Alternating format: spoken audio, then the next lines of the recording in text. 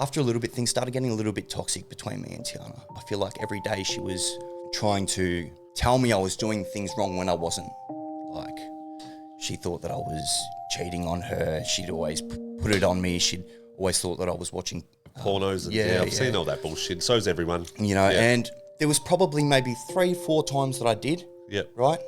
And my man, brother, this is what we do, you know, like. Yeah, 100%. But the other however many days that she put me on it, and my head went, I may as well just go do it out of spite. I didn't. After we broke up, I got honest with her that I'd had watched it maybe 3 or 4 times. She's gone around saying that I watched it every night. I was a porn addict. Yeah. Not the case at all, man. I put in a lot of effort, and I don't see the problem in it in a relationship personally. But because she didn't want me doing it, I didn't do it. Yeah, okay. You know, I didn't talk to the other women in the relationship, in the fellowship, because I knew she'd get a little bit uncomfortable. I tried my best, and with Tiana, I gave it everything I could. Very, very rarely yell at her. And if I did, every single time I yelled at her, and she will admit this, every single time I would yell at her, I would beg for her to forgive me because I hated the fact that I yelled at her. I would call my sponsor every time I yelled at her. I said, man, I yelled at her, you know, and I feel horrible about it. I don't like yelling at her. She does not deserve that. I'm going to make it very clear. I never hit her. I never strangled her. The worst thing that happened, I had a lot of resentments because she cheated on me in jail and all that kind of stuff, you know. It's just an internal battle. I think it might have been out of spite, but there was a girl that I spoke to for a couple of nights and, you know, we exchanged a couple of photos and stuff. It's shit of me. Never cheated on her. Physically, you mean? Physically. Yep. When it comes to that, yeah, I'll own that. And that's shocking of me, man. Like, I try and be as loyal as I can, you know, and that was shit behaviour of me, and I will own that any day. When she did catch me out on that, my body filled with guilt. Yeah. And I don't regulate my emotions very well. And I got so angry, not even at her, just at myself. And I was like, fuck, I need to go for a walk. And she sat there at the door, obviously recording me without me knowing, baiting me. And I was like, I need to go. I need to get some space. We'll talk about it later. Would not let me leave. And that's where the recording came from. I flipped it and I said, don't fucking make me move, yo. You know, like, don't make me. Didn't sound good on camera, you know. Yeah. But that's the visual behind it, just because there was no actual kind of footage. So that's my side of that. And speaking of a woman, like, that's horrible. Yep. I called my sponsor straight after. Broken, man.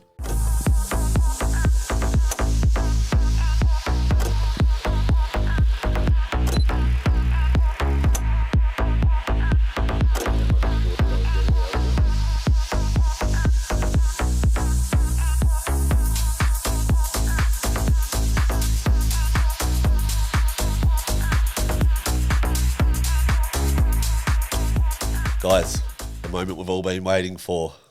Klayten Brunton, a.k.a. GetClean. How are you, brother? Welcome to the podcast. Thank you, my brother. Yeah, I'm doing good now, bro. Yeah. It's good, mate. Good. How you feeling, bro? How you feeling about doing this potty? Oh, look, you know, it's been in the works for a while now, you know. I've just had to have a bit of a break. You know, I had to put my recovery first for a little bit. I was going through some stuff mentally, and I've been doing a shitload of healing, and which we will get into. We will get into further in the podcast, brother.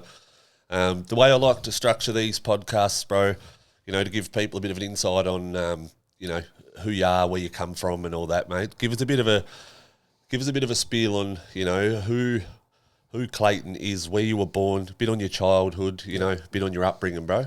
Okay, yeah. So I'm originally from Melbourne. I've lived there majority of my life. You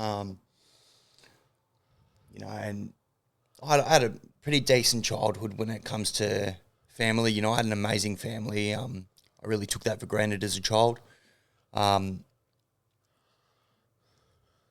to the point where I found myself hanging around with the wrong people, dabbling in the things that I really shouldn't be. And, I started using drugs at a really young age, at 12 years old. The first time I used a drug was intravenously, and it was all downhill from there. So intravenously at 12 years old? Yeah, my brother, yeah. What was it? Ice. Ice, yeah. Yeah. Can you remember the experience? Remember what it was like? I do remember how it felt. I didn't know what I was doing. I didn't know what it was. You know, my uncle used to use it and this and that. So I used to see that it made him happy, you know, and that's all I saw it as. You know, I was going through some shit. Just watch that light. Yeah. I was going through some shit, and I decided to try it for the first time. And when I had it, man, I was convinced I was dying. I didn't know what was going on. I'd never felt anything like it. You know, I'd never smoked weed before that, anything like that. Never done any drug before it, Nah, and man. then you've used a needle with ice. Yeah. Can you remember the amount? It was about 1.5. Yeah, so it was bro. a big At dose. 12 years old. Yeah, my brother, yeah. So I honestly, I thought I was going to die. Like, my heart was just rushing. I was freaking out. I started crying because I didn't know what was happening to me. Yep. Yeah, and then I just remember about half an hour later, I felt like the king of the world, you know? I went around and I spoke to a friend of mine about it, he's a little bit older. And yeah, he kind of just said to me, he's like, man, you got to keep this dark. So...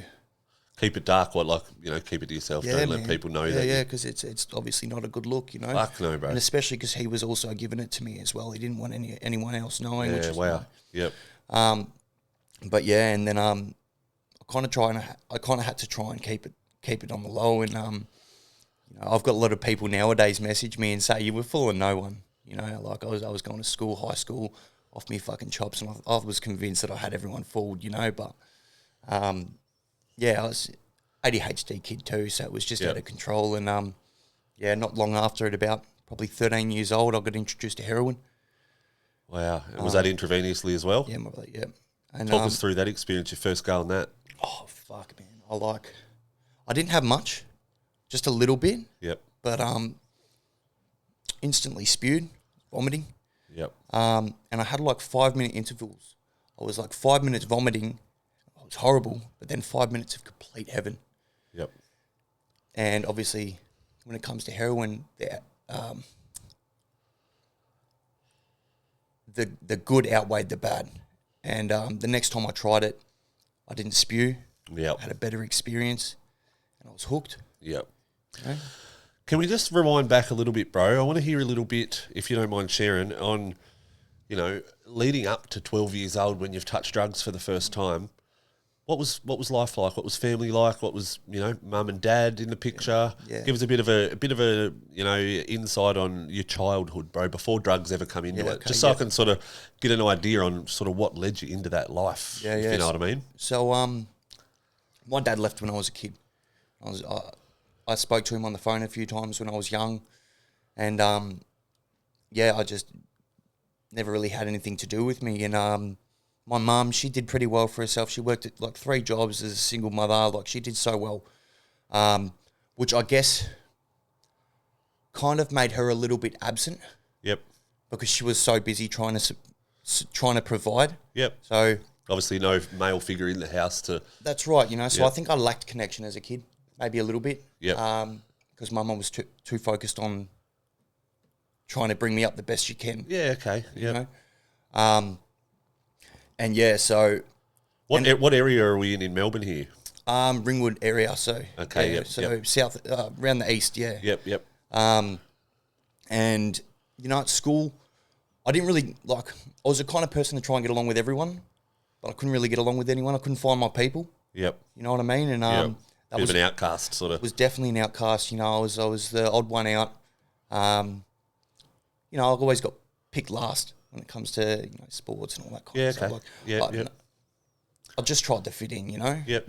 Yeah. It'd take a bit of toll on you. You think I think so, man. Over the years, and this is why I think I started finding my people in addicts, because most people who are outcasts probably usually tend to be addicts. Yep. When I met a whole bunch of addicts, they were my people. They were my mates. Fit right in. Yeah, that's right. Yeah, right. What was school like, brother? School, yeah. So school, obviously, like I was saying, it was hard to fit in at school. ADHD kid and couldn't really focus. I tried to be a bit of a class clown, all that kind of stuff. And it was just isolating, I guess. Yeah. Pretty isolating at school. Yeah. Yeah. Yeah, fair enough. Yeah, that gives me a bit of a picture, So you've mentioned this bloke's giving you drugs at a real young age. Talk me through, your journey after. Was you instantly an addict once touching them, or did you have spells where you weren't using, throughout your teens and whatnot, or? I think I was born an addict. Yep. So my grandfather was a chronic alcoholic. My mother was an alcoholic. She also, she dabbled in a few, Xannies and all that kind of stuff. Yep. And I think, addicts are born addicts. We don't really have a choice. That's my perspective on it anyway. And it was bound to happen. 12, 13, 14, 18, 21. It was going to happen. Yep. But I don't regret any of it. Yep. Why don't you regret any of it? Because it's made me the person I am today. Give you the knowledge around that lifestyle. 100%, and I love the person I am today. It's taken me a long time to be okay with myself. Yeah. A lot of things I've done in my life that I'm so fucking not proud of, as we all have. And I've actually had to face all that. And like I said before, I've been doing a lot of healing recently, and I've done a step 4, and that's it's part of a 12-step program. And step 4 is kind of about finding your part in your resentments towards people. Yeah. And, having kind of the humility to understand where you went wrong. Yep. But it's also about self-acceptance. Yep. And over the last few weeks, months, I've really had to put the social media down so I can focus on myself because something wasn't right. Yeah. I had a pretty strong program, but I let social media get to me, I think, a little bit. Yep. Obviously, there's other things that have happened. Yep. On that social media, other things that have happened with social media. I had to put it down for a little bit and do a lot of self-healing. But I've learned a lot of self-acceptance over the last month. Yeah. I'm okay with the person I am, right? I'm not perfect, but that's just me. Yeah. Yeah, well, none of us are though, Look, obviously we will touch on it a little bit further along in this episode, bro. I'm sure majority of people that are going to watch this are going to want to hear your side of the story to hold this whole fucking big social media blow up with your ex-partner and whatnot. But I'm not real. I don't really want to talk about that just yet. I sort of want to hear about your life, bro. Obviously you've started taking drugs at a young age. Yep. You're using intravenously at 12 years old, man. That's very unheard of. Yeah. And it's brutal. It is, if I can put it straight. Talk me through where that, starting to use from such a young age, where that sort of led you, man. Give us a bit of a spill, throughout, give us maybe a 10-year timeline, bro, from when you first started using. All right, so I listened to Klayten, right? He's an amazing rapper. Shout out Klayten, Shout bro. out to Klayten any day, yeah. And in one of his songs, he says, I try to drift away to heaven, but criminals like me, that's never the place that we're heading. Yeah. Right? So when I use, I just think about crime. Yep. And that's another addiction of mine. Yep. And it led me down a war path of crime. Yep. I found myself 13, 14, was going through cars, stealing cars. I learned how to drive a car in stolen cars at the age of 14, Yep. In cop chases, and that was my life for, until I was 18. Yeah. I was on and off homeless. I was in foster care, and that's another thing I'd probably want to touch on as well. When I was about probably 14 years old, I remember I had a mate, we were at Box Hill Station. Yep. And had a mate come up to me. He's like, I'm living in this place. It's mad, They cook for me. I get whatever I want. This, that. Or was it a foster home or? Well, I'm getting to that. Yeah. Okay. Yeah. And I'm like, how do you get that? And he's like, just go into that building over there, and just tell him your situation. Budget a little bit. I've heard you tell this story before. Yeah. So I went in there, and I'm like, hey, mum hates me, dad, blah, blah, blah, kick me out, this, that, blah. I'm homeless, I don't know. Next thing you know, that night, I was put in a foster home. Yeah. So really, you've lied to these guys or exaggerated. Not lied, over-exaggerated. Yep. Yep.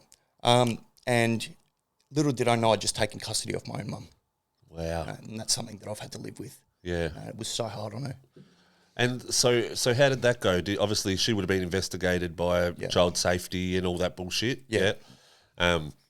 When really she would have been oblivious to it. You little prick, you've gone in and fucking over-exaggerated, and now look what you've done to yourself type situation. Yeah, exactly. And it's also what I did to her. Yeah. She was so broken. Every night she'd be worried. Can you imagine having a 14-year-old kid, homeless, out running amok? My mum still tells me to this day that she used to dread every single night that she's going to get a phone call that I was dead. Yeah, Poor you know, woman, bro. Yeah. You know? Yep. And look, me and my mum have done a lot of healing together. Like, we have done so much healing together. We are at such a good spot at the moment. And through all this shit that I'm going through now, she's been fucking amazing. Yep. I don't know if I would have been able to get through it all without my mum, you know? Yep. Yep. So you're running amok throughout your teens. You know, doing, carjacking and cop chases and, all the bullshit that comes with it's intravenously an intravenous addiction anyway. Like, I know myself, there's a former ice addict, bro. I've been hooked on the pipe and hooked on the needle, and there's a big difference between, it's like two different drugs, as you know. Right. So, definitely you've taken it to the next level with the needles and stuff, bro. But talk us through some of your first sort of introduction to the system, police, So once you've sort of so what's happened after you've gone into this this place and over exaggerated? So what have they done then? So that night I was put in a foster home. Okay, so straight up, straight that night, and sorry about heartburn. So I was put into the foster home, and I didn't really like it. I didn't really get along with anyone there. I didn't sort of weren't your people, or well, I've always had a problem with people telling me what to do, and that's why they ended up. I went to a few foster homes before they realised that I wasn't really a suit for foster homes, and then they put me in resi. And just give us a quick, what's resi care? Yeah, so resi care is kind of like it's a housing for troubled youth. Okay. Yeah. That are in the system. Yeah. And there's a worker there 24/7. They do shifts, and they just kind of got to observe us. They write everything that we do down, all that kind of stuff. And I remember when I was in resi, the cops would come probably 5 times a week. Yeah, wow, yeah. Like we would get celebrated if the cops didn't come for 2-3 days in a row. Wow. Yeah, they'd take us out and we'd go to Time Zone or something, it'd be a celebration for us. I'll get in the picture. Because we just didn't give a fuck. Yep. We did whatever, we didn't care. I bashed resi workers. Yep. All of us did. Yep. And looking back on it, man, it's shit. These people are trying to help, but this is what we were as kids. We were just animals. Yeah. Yeah, 100%. Talk me through your first real, introduction to the system and police. Yeah, I think the first time I got arrested was 13 or 14. Yeah. Would have just been for cars and assaults and all that kind of stuff. It was a long time ago. I did 6 months in Parkville. Yeah. And what's that, a boys' home? Parkville's a juvenile. Yeah. Yep. So I went did about 6 months at Parkville, and then I was in and out of secure welfare for, I probably did over a year, nearly a year and a half altogether in secure welfare, which is kind of like when the system doesn't know what to do with them, they will put them in secure welfare until they can figure out where they're going to go or what they're going to do. It is a punishment, but it's kind of the step before juvie. Yeah. Yep. Gotcha. Yeah. So you've obviously you've done 6 months in Parkville juvie. Yeah. What's sort of happened once you got out? Just to keep reoffending? Yeah, man. Yeah. I just kept reoffending. But was you using drugs in there? Was there much like that sort of stuff happening, or? There was, yeah. Not as much as adult prison, but there was stuff getting around. It's easier to sneak it in juvie, because back when I was there, your family could bring Macca's or your friends could bring, you know what I mean? They'd just chuck it in there. But so that was a long time ago now, Yeah. But after that, I got given a lot of chances, I think, as a teenager, because I didn't get locked up again until I was 18. Yep. But saying that as well, probably from the age of 14 or probably 15 till 17, I stopped using needles. Okay, yep. Because I thought I could control my using. Yep. And I think I did for a little bit. I would only puff, and I'd make it very strict every 3 to 6 months. Yeah, okay, right, so I'd have at the very least 3 months off it, and then I'd have one rule. I can go as hard as I can, have as much as I want. The very second that I sleep, I'm done. Yep. And I stuck to that every single time until about 17 when I picked up the needle again. Yep. And what was that at 17? Ice? Ice, yeah. Yep. Yeah, I stopped. I got back into the heroin a little bit as well because I wouldn't usually use much heroin between 15 and 17 as well. I kind of tried to put it down. Yeah. I think I picked it back up at 17 and stopped at about 18 or 19. Yep. Yeah. Yeah, right. So 18, 19, you've stopped again. What are you still using ice? Today? No, at 18 and 19? Yeah, yeah. Yeah. Yeah. Yeah. When was your first prison lag, and then what was it for? I think it was when I was freshly 18. It was for an aggravated burglary. Yep. And I think I got 6 months for it, my first sentence. Where was that? That was at Port Phillip. Oh, yeah. Yep. Yeah. And I loved it. Like, Yep. I actually enjoyed prison for a very long time, you know? So did I, bro. And people think, what the fuck? Yeah. But when you come from that fucking junkie lifestyle, bro, and then you're in a prison now where you're not using drugs every day like you were on the street, you're getting fed fucking you're training, fed 3 times a day. No, that's right. I was the same. Yeah. Yeah. Yeah. Well, and I used to see, you know, when I'd get released, I'd leave my shit with the boys, and be like, see you in a couple of weeks, you know what I mean? Yep. And I was convinced that was going to be the rest of my life. Yeah. You know? And I kind of accepted that too. I'm like, this is all right, you know? Yep. But it just got to a point where I was so fucking done with it. And like, I've got a family, you know, I've got a little brother that I'd love him to look up to me, and I know he does today, you know? Yep. I knew I wanted better for myself. Yep. And I think at about, maybe I would have been around 21, Yep. I walked into a fellowship. Okay. And I met my people there, full of recovering addicts. It's a 12-step program. And I had a couple of relapses left in me. Yep.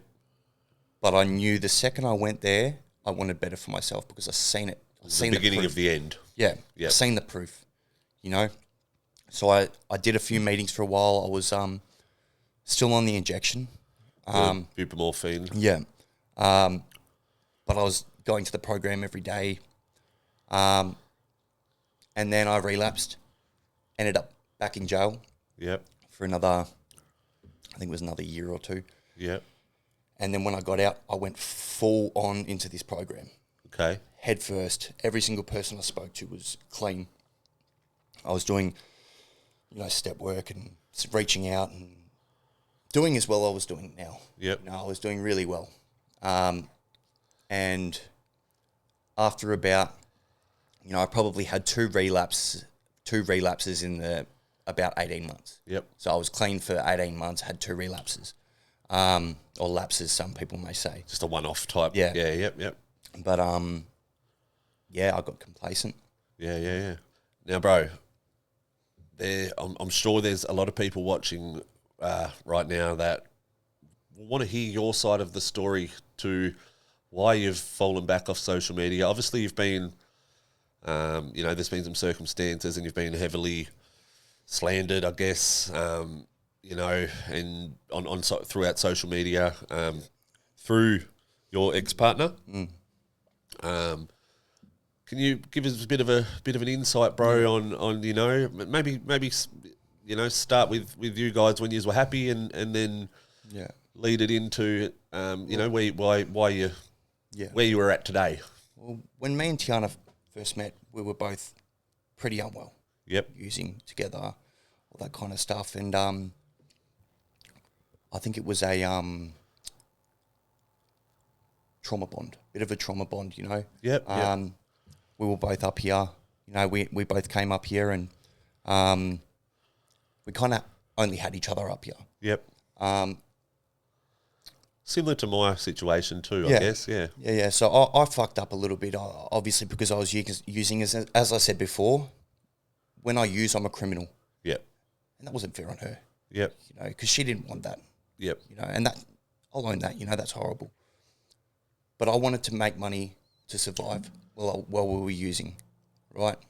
And that's shocking, you know. I could have just got clean, but it wasn't that easy for me. I went and got myself locked up, and Tiana was abandoned by me. So up here by herself? Yeah, stranded up here by herself. And I took as many charges as I could because I didn't want her doing time. Yep. You know, we're both stuck in addiction. When I got locked up, a couple of days clean, I'm glad, you know. And she was out using still. It broke my heart, man. And you're locked up, you can't do nothing, you've got as we know in jail, you've got no phone, you know, you've got... Yeah, she's a vulnerable girl, man, like, she's got nowhere to go. I knew what was going to happen, man. Yeah. But I was going to be there for her, you know, because I care about her. Yep. I'm going to abandon her over states, you know, in a place where she knows no one. Yeah, yep. Best I could do was try and guide her the best I could because I knew how to get clean. I knew how to do it right. Yep. Because I'd done it before and I'd seen the proof before in myself. Yep. I know if I can do it, anyone can do it. Yep. Anyway, so the first 4 months of my prison sentence up here was hell. The pain that I went through, hearing her struggling so badly and me not being able to do anything about it, it fucking broke me, man. I was broken every day, just wishing that she could find somewhere to go. And the only places that she could really have were other guys' houses. Yeah, trap houses and this and that. Yeah, and I'm a jealous person, you know. Like, obviously I care about her, and I knew that she was staying with dudes, and they supplying her drugs and shit. Obviously, of course, supplying her drugs. You know, she was saying that she was staying with people who were, you know, trying to sleep with her, and she said at one point that people were trying to record her during her sleep and all that kind of stuff. Just real wigged out, just fucking. Yeah, I know she's that just really unwell, you know. And I just wanted to fucking escape from prison so I could get out there, just put her under my wing and fucking help her. Yeah. But for the first 4 months, it was fucked. I knew she was cheating on me, you know, and I had to accept that because I knew where I stood. There's nothing I can do about it. Nothing, bro. And I'm not going to abandon her, man, you know. But the fact is, I knew she was, and I don't blame her. Yeah. You know, like I don't. Like, if I was a woman, her age, stranded, I'd be hitting up every guy to try and find somewhere to stay. Like, I get it. I understand. Yeah. But that doesn't take... And when you're in that world, that drug fuck world, when your brain's drug fucked... 100%. That's, you know? it all seems normal, I guess, yeah. That's right. And then, it was just full on. I just remember I'd never felt that much pain in my life. You know, heartache. And one thing I will always appreciate Tiana for is she helped me understand why my mum gave up on me for a long time. Okay. Right. Because I wanted to give up on her. I loved her. But I was so close to giving up on her because it was just nothing I could say. And that's a part of an addict. They don't listen. No, you know what I mean? You know yourself, yeah. I'd never listen to any. If I would have listened to every advice I would have been given, I'd be an A-grade student, you know? Yeah, 100%. But I had to just work with her. I've studied the disease of addiction. I've been doing it for years, you know, so I could see everything that she couldn't see in it. Yep. And I'd explained it to her, and she did listen for the most part. Like, she was really good with that. But this disease just took over for her, and she just couldn't get clean. And it got to a point where I just couldn't do it anymore. Yeah. I couldn't do it. It just broke me too much. This while you're in prison? Yeah, because I organised somewhere for her to stay. Yep. That was clean. I told her there's a fellowship that she can go to where she will never be alone. And there was probably 2 weeks where this person that I'd organised for her to stay was waiting for her to rock up. And she just kept going out using it. And it was like, fuck, like, what more can I do? Yeah. You know, I'm hurting, I'm breaking inside. What more can I do? Yeah. And I called her up one day and I said, Tiana, I'm fucking so sorry, but I just can't handle this. It's going to make me fucking ball myself. Yeah. Right? I can't handle it. And I said, I'm so sorry, but I can't do this anymore. Yep. And this is why you're in prison, correct? Yeah. And yep. She's begging me, please, don't. I said, I can't, Tiana, I can't do it. And after that, I stopped calling her. I couldn't do it. And I tried to move on. It broke me, man. I'm sitting there, I'm like, fuck. Every night I'd stay up all night wondering where she is, hoping she's safe. Yeah, what a horrible feeling in jail. I know that feeling, bro. Yeah. Yep. You know? And about a week later, I get a message from someone. She got a message sent through to me saying, hey, I'm staying at that house and I've gone to meetings. Oh, wow. Man, I was like... Bro, that's going to be goosebumps. Bro, same, like... I was so happy. I was like, fuck, yes. And then she started, and from that day, I called her. She said, I'm clean.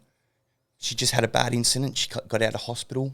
You know, it's not my place to say what happened. She's already shared about it, but what happened to her was horrible. Yep. And it hurt me to know what happened. Yep. There's nothing I can do about it. Yep. You know, I just wanted to get out and make sure she was okay. But she went through the effort to go to this house, started going to meetings, met someone at the meetings, went to a rehab, all that kind of stuff. And,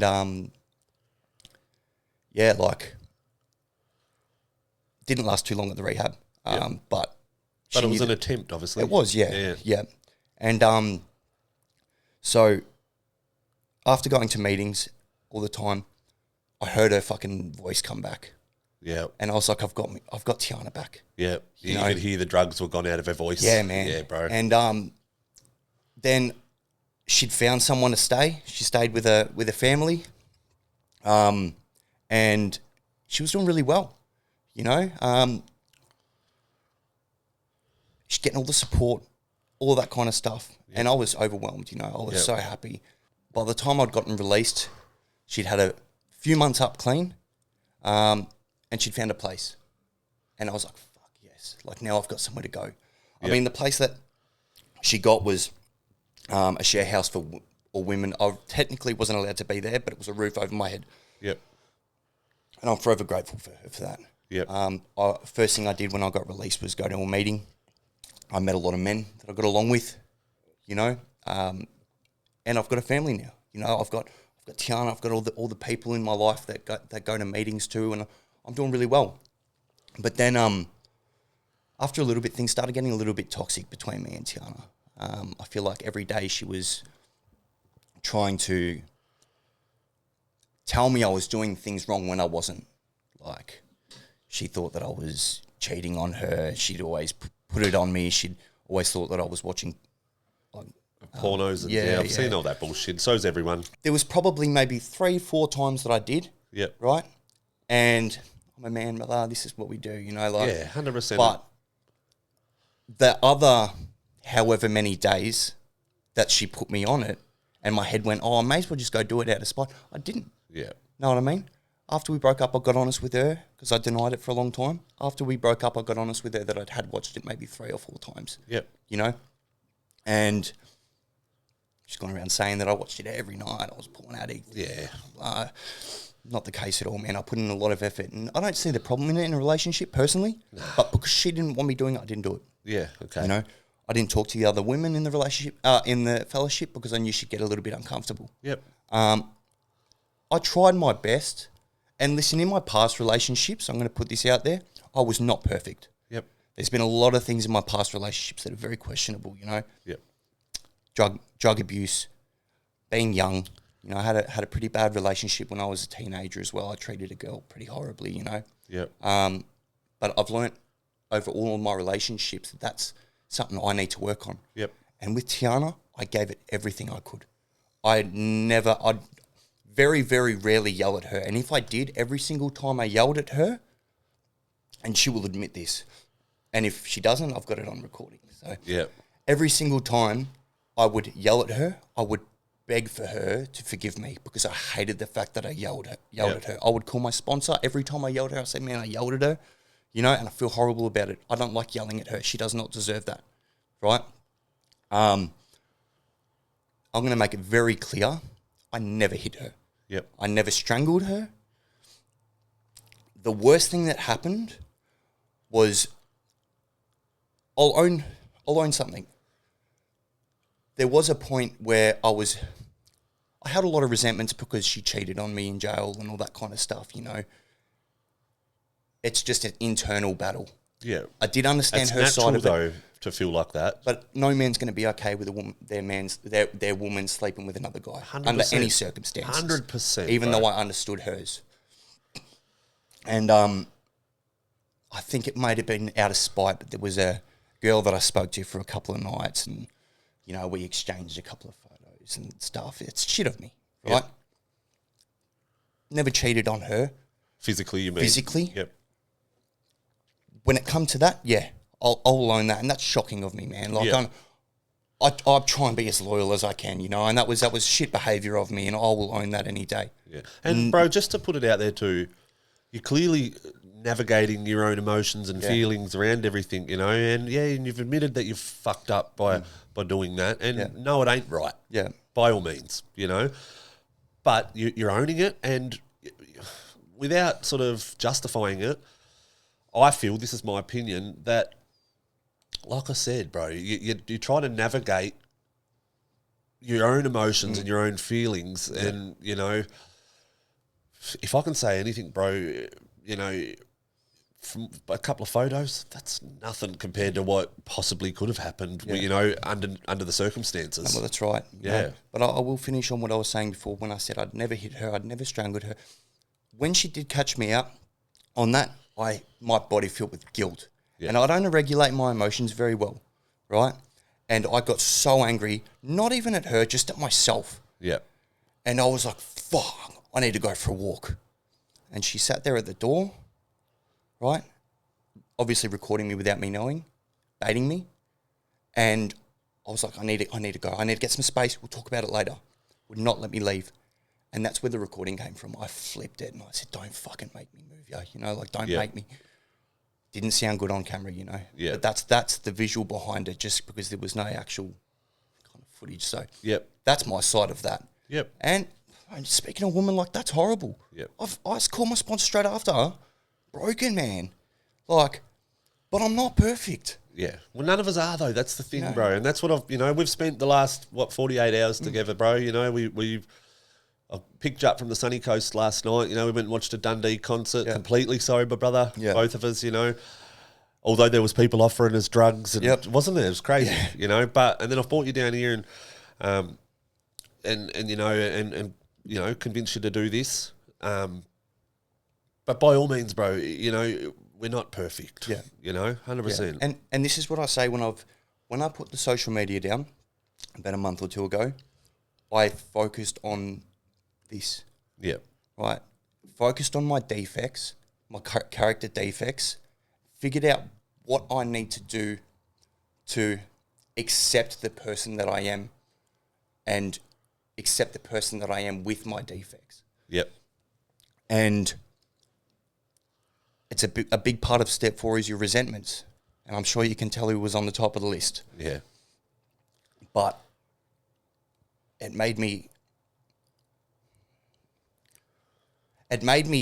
accept my behaviours because I know where I'm coming from. Does that make any sense? Yeah. Yep, it does. You know? 100%. Yeah. And after that, I said to Tiana, I said, listen, after me doing that to you, our trust is gone. Yeah. It's not coming back. I've been in enough relationships to know when something like this happens, the trust is gone. I said, Tiana, I think we should try and focus on being mates. Like, I would love to be, and I was going to be the hand on hearts around my mother's life. I was going to be there for her forever. Yep. Right? Because I kind of owed that to her as well. That's not the main reason. It's because I care about her, but I owed that to her. I ruined her life, man. Yeah. You know? And obviously, Tiana's a lot younger than you. Yeah. There's, you know, obviously you're possibly your first real love. Of course, yeah. Do you think? So 100%. I guess you'd be able to remember losing your first love. Yeah. You know, it's the end of the world, bro, isn't it? You know, I remember too, you know, like, 100%. It's like you don't see a future in front of you after that. That's right. Do you think that's played a big part in, you know, all the bullshit that's been put out online? Definitely. Like, I know that she's hurting so much, right? Because she called me the other night begging for me back. You know, like she got screen recording and messages and all that. She's begging for me back, one more chance, all that kind of stuff. And I heard the pain in her, and she's hurt. And if this is what she has to do, right, to try and heal, it's not the right way. But if this is what she's got to do to heal, that's what she's got to do. That's her journey. Yep. You know, I'm doing my journey. I'm doing it how I need to do it. I've had to take a break. Obviously, this stuff, I'm human, bro. This shit hurts, you know? Yeah, definitely. But I just pray for her. Like, I do. I pray for her that she can, you know, because I just fear that she's going to ruin her life because of social media. You know, I care about her, man, even though she doesn't probably deserve it after the things she said about me, but I do fucking care about her. Yeah, and that takes a man, bro, to say that, And 100%. I know that I haven't handled this social media breakdown very well. And if this kind of stuff happens to Tiana, I just pray that she can handle it, because I nearly killed myself, man. Yeah. Yeah, bro. Yeah. And look, man, like we've been chatting for a little while now, you and I. Obviously met each other in person for the first time last night. But I can tell, bro, like I said, I've been through similar things, different circumstances, but similar feelings and things like that, heartbreaks. And I was worried that you were going to neck up. Yeah, and I heard that from a lot of people, I really was, man. And I could have guaranteed that you relapsed too. I've got to put that out there, bro, because you went very silent. Yeah. And I know myself, brother, if I go silent, brother, I'm cooked again. No, that's right. And I get a lot of people, I have had a lot of support. I've isolated a lot recently. I can't get out of bed in the morning. I'm not going to the gym. I've been so broken, man. Like, I'm not going to lie. I'm not going to put on this front for everyone. I've been hurt, I've been so broken, but I've got the most amazing support, right? They call me every day, make sure I'm okay, make sure that I get my head on that pillow without using every night, And that was my main, I honestly don't know how I didn't relapse. Like, talk me through. Now, we spoke about this off stream. Driving back from the sunny coast last night, we were speaking about it. You get yourself through one day, you were saying, with the excitement in your belly that you're going to use in the morning. Yeah. So and then you do that again the next morning. Talk me through that a little bit. So there's a little saying that we like to say is just for today. Yeah. In no circumstances will we use, right? So there'd be a lot of nights where I'd just be like, fuck, I'm going to go use, but I would have so much fucking strength to tell myself,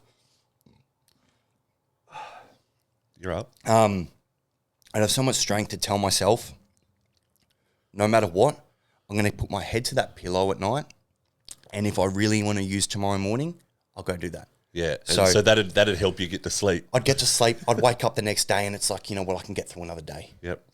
There was one night where I'd actually message someone. Someone. So this is recently. This is probably about a month ago. Yep. One night I messaged someone, and I was like, "Hey, listen, I want to go. I need to get on." And he's like, "But I want to do that to you." And I'm like, "Cuz it's my decision, yeah." Yep. And he's like, "All right, but I'll see you later." So you're sitting around waiting for him to come? Waiting, man. He's like, "Yeah, I just got to do something. I'll be over there soon." I'm waiting, bro, like all night. I passed out. I woke up, didn't message me, fucking me around, Yeah. That was a really. He wasn't fucking you around, bro. He was doing you a favour. Yeah. Blessing in disguise. Blessing in disguise, man. And if I would have picked up that night, I would be here right now. 100%, bro. Yeah. You wouldn't look as healthy as you do either. Yeah, no, that's right. But yeah, look, I honestly don't know how I haven't picked up, because when you do a step 1 in this 12-step program, there's a part where it says reservations. For the first time in my life, and this was while I was still with Tiana, first time in my life, because I've done a few step 1s, probably done about 6 step 1s in my life, I had no reservations. There was no reservations, and I confidently said that. But if I would have known the things that I've gone through in the last 2 months were even in the realms of fucking possibilities, it would have been all over my step 1 as a reservation. Yep. And I'm so fucking grateful I haven't picked up. Yeah, I'm proud of you, bro. Fucking oath. Especially, especially when, I met you in Mooloolaba. Yeah. Late yesterday, Arvo, and picked you up on that roundabout, bro, and you've jumped in the car, and I'm a big bloke, I'm 6'5" and 100 kilo, bro, and then this big cunt's jumped in next to me. I was like, fucking hell, you're a bit bigger in real life, bro. Yeah. I truly was expecting you to look like shit, bro. I'm not going to lie, I'm going to put it straight out there. I just know myself, I don't think in a situation like you've just gone through, that I could be as strong as you have. I know for a fact I would have used. I've just had so many fucking tries and fails. Yeah. And I know what happens when I use, and nothing will make me use. Yeah. Nothing's going to make me use. Yeah. Right? Because I know what happens. Right? I fuck my whole life up. When you use to lose everything. Everything and more. Yeah, likewise. Like your video, man, the other day, it's just on point. Yep. This little fit Yep. can fit everything and more. Yeah. And that's what it did to me. I lost everything and more, and that is not worth a needle in my arm. Yeah. That is so not fucking worth it, man. Yep. You know? And you're clearly a person too, obviously you've had a lot of needle abuse throughout your life. You ain't going to lapse and get on the pipe. You're going to lapse and put a needle straight in your arm. I'll go hard, I'll go home, brother, you know. I don't do shit half-assed. Yeah. 100%. I'm exact same though, man. Yeah. You know, yeah, as we've spoke about, bro, like I got to the point where I was, you know, doing it in my fucking neck and all sorts. Yeah. You know, like that's next level. Yeah, same, brother, yeah. Yeah. Yeah. Look, brother, I really appreciate you sharing that. You know, I hope that people have gotten a bit of an insight and, you know, a bit of knowledge from your side of the story. Yeah. You know, yeah. I'm honestly, man, I'm just sick of hearing about it. Like, you know, she's on her journey, I'm on mine. If you follow her, go follow her. Leave me alone. That's right. If you follow me and you're on my table with me, then come, let's do some recovery together. Yeah. Let's get clean. Yeah. You know? I'm not about drama. Yeah. I didn't want to have to do this. I want to quickly touch on too, right? So, first come across you. Obviously, Tiana, your ex-partner, is a pretty big figure across social media. Yeah. TikTok in general, in particular, I mean. Now, how did you cope getting out of prison and then pretty much being slapped around the face with social media, bro? Because you obviously her following helped you grow. 100%, yeah. Yeah. How did you cope with that? Was it a big slap in the face? Was it sort of, I love this? Or was it like, what am I doing? You know, what were the feelings like, bro? I kind of eased into it. Yeah. But I remember the day I got released, we went to Foot Locker. Oh, yep. First thing I did, Foot Locker, as we do. Yeah. Went to Foot Locker. Went and bought a pair of TNs. Of course. And people, the whole shop knew me. They knew who I was. They knew who Tiana was. They're like, oh, my God, is that him? He just got out. And I was like, oh, fuck, what's this? You know? What were the feelings like? The good feelings or a bit like it was just anxiety, man. I you know, had a lot of anxiety. And that was the day, you know, I had one drink straight after that because it was just a bit much. Yep. You know, and I had to restart my clean time. Yep. Because I had a drink. And that's why I'm only 5 months clean. Yep. You know, I mean, that doesn't take back all my recovery. You know what I mean? Yep. I had one drink the day I got released. Second I had it, didn't like it. Gave me more anxiety, I think. Yeah, fair enough. But yeah, and then I kind of eased into it. Like I supported her through all of her stuff. You know, some of the things she'd say on there I'd be a bit iffy about, you know, but I'd support her, you know. Like, bro, I can just point out too, you know, like I've seen a couple of funny videos where she'd stitch you up and shit, you know. It was great. It was good content. Like, that's right. And I feel like, you know, this whole community of people that's turned on you through all the bullshit. Yeah. I feel like they need to stop and look back at your videos. Yeah, go have a look at the old videos. You ever seen a fear in your eye then? You know, like the people that I'm so close with today in the fellowship, they all tell me, like, I never seen her nothing but smitten around you. Never seen any marks on her, you know? And, yeah, like, none of the women ever heard her talk bad about me. You know, it's just bad that she's going to go and do this. Because what I can say too, this sort of situation, okay, isn't uncommon. The reason this has blown up so bad is because of the TikTok and social media fame and it being publicised. Do you know what I mean? Yeah. What people don't realise that this, you know, like you heard me and my partner speaking this morning, bro. You know, we've fucking had our ups and downs, bro. We've been in scruffs and this and that, 100%, but nothing's ever been made publicised. Yeah. So this whole situation, it ain't uncommon. It ain't unnormal. You know, 90% of relationships will go through fucking shit like this. You know, it's just being publicised has blown it way out of proportion, and I'm sure anybody can agree with that. 100%, man. Yeah, 100%. We could have just dealt with this like adults, you know. Yeah. And I would have been there for her. Like I would have truly been. I would have been there at her wedding. I would have made sure no man ever hurt her. I would have protected her. Like, I truly would have. Yep. But I can't now. Yep. You know what I mean? Like, I can't after that. After the things she said about me, I can't, man. Yeah. You know? And it sucks because I fucking care about her. Yeah. You know? But I can't. It's just something I can't. It will never sit morally well with me to be able to. All I can do is sit back and pray for her. You know? Yeah, 100%. Can I ask a bit of a personal question, bro? Has it had much of a domino effect on the people around you, family and things like that? Like, Definitely, man. Like my mum has definitely copped a little bit for it, and my mum's lost a lot of friends as well because of it. Yep. You know,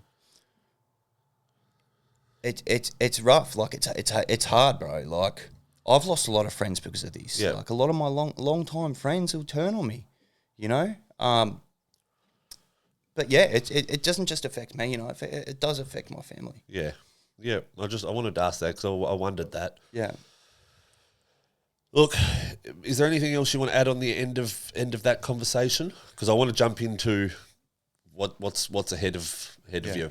So I'd just like to leave it, man. Yeah. I just want it in the past, you know. Like I feel like I'm doing a good thing on social media. Yeah. You know, I know that I help a lot of people. Like Definitely. and even without posting, I've got people messaging me still every single day for my advice or even just to ask if I'm okay. Yep. You know, and I fucking appreciate that. Anyone who's messaged me to ask me if I'm all right or said, hey, listen, I understand your situation. Man, my shout out to you, eh? Like, I really, really fucking appreciate that shit. Yep. Sometimes it makes my day. A message from a stranger, bro, can change your fucking 100%. whole world, can't it? Yep. You know, but I don't want to add nothing to it. I just want it to stop. Yep. I just don't need this shit anymore. Can I ask, do you feel doing this podcast is a good thing?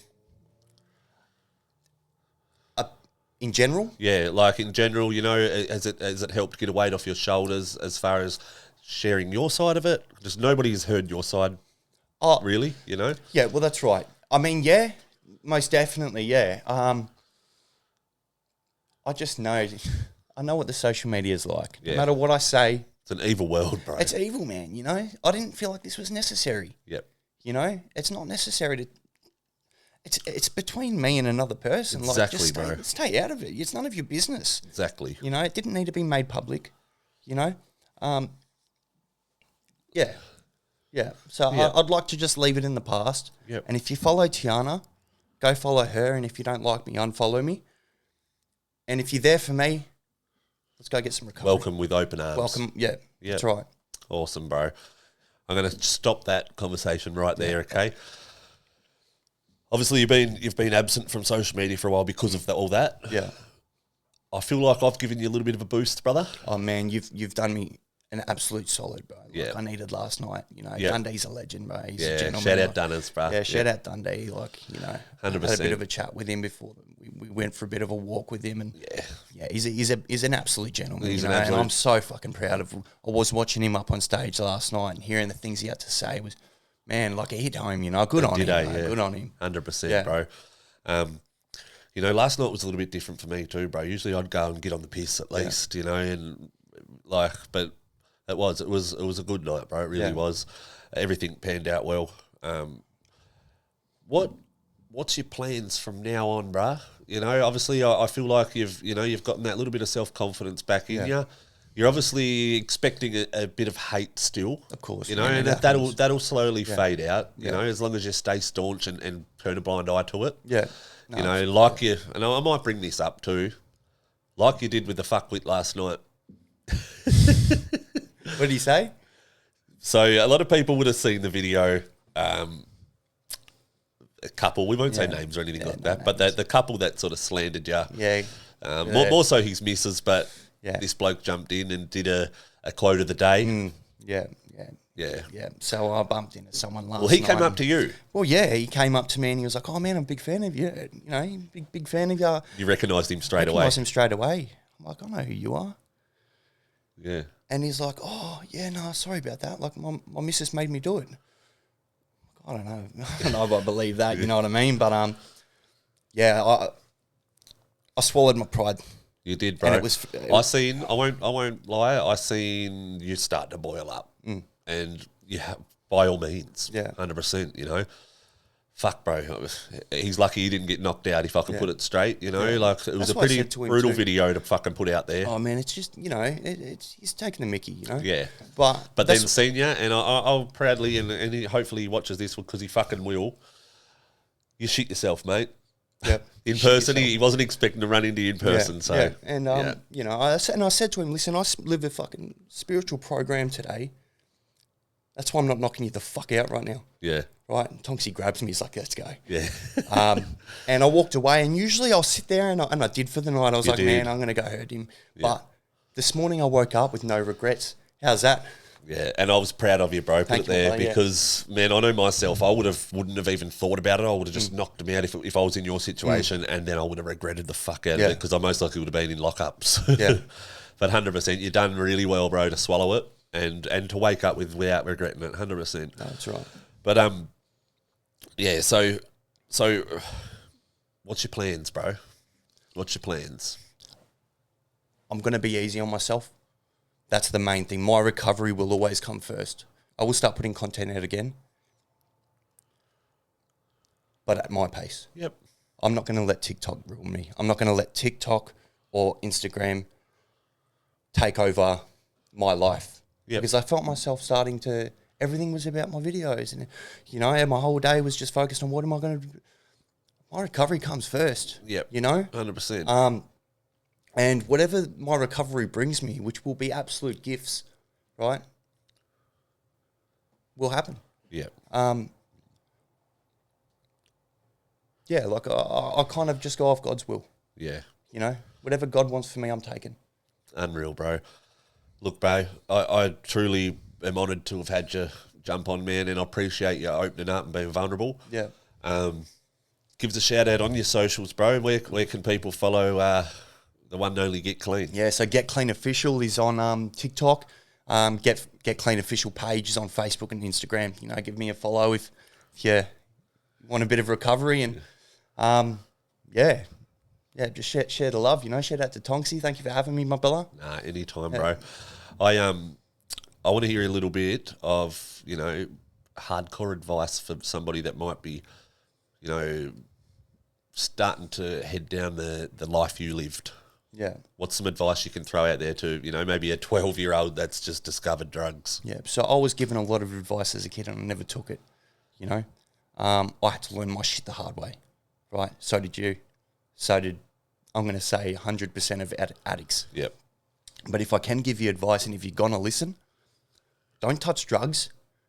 That's a must. Stay away from women until you have enough financial stability to look after them. Yep. And you're old enough to understand. Yep. Right? So don't use drugs, stay away from women, and make money. Yeah. Make money legit. Yeah. 100%. Yeah. Guys, I hope you have enjoyed episode 18 with the one and only hashtag GetClean. I just want to give a shout out to my sponsors quickly. Inside Out Coaching, iFall Drive Club, The Goods Clothing Co. and Wolf's Painting. Without you guys, clearly this podcast wouldn't be happening. You know, you're a huge support and yeah, definitely don't go unnoticed. But yeah, really hope you enjoyed this episode, guys. Klayten, GetClean. Thank you, brother. Thank you, my brother.